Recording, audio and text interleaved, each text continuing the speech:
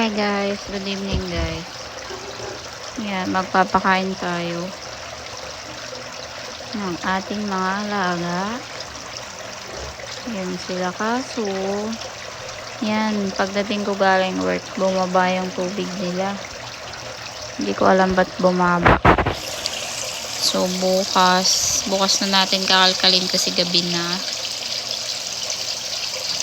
Ililipat muna natin sila ng lagayan.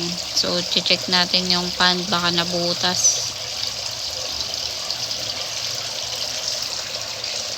Kasi bumaba yung tubig. Kakaayos lang natin yan kahapon. Yan, bumaba na naman siya.